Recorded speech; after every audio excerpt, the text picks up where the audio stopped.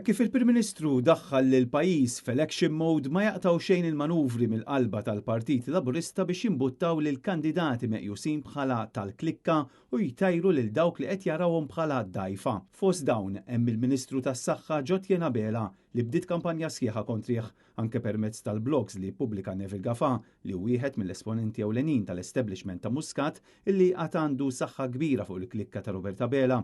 Net News jista' jiżvela kif nies qrib is-Segretarju Parlamentari Melkin Pola Ġużgalja ħarġu jiftaħru illi għandhom lil Neville Gafa imexxi l-kampanja tagħhom.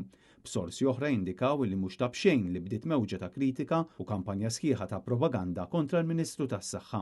Dan kollu der evidenti wara ċ-ċelebrazzjoni ta' Jum il-Ħelsien meta Neville Gafa u allura l-campaign manager ta' Ġużgalja kiteb hekk dwar il-Ministru Abela. Fl-istess waqt li l-Ministru għas-Saħħa mar jippoppa sidru quddiem il-kameras, mijiet ta' ċittadini Maltin qegħdin jirċievu appuntamenti mill-Isptar Mater Dei sansitra datati għal frar 2027.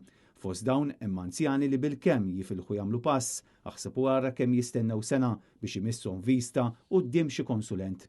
Ma' din il-kampanja ta' attakki naqat ukoll l-eks membru parlamentari Laburista Silvio Grixti illi staqsa kemm qed idumu pazjenti biex jarawhom speċjalisti u biex joperawhom. L-eks deputat tal-Labor insista li l-Ministru Ġotje Nabela qed jgħix f'dinja kompletament differenti.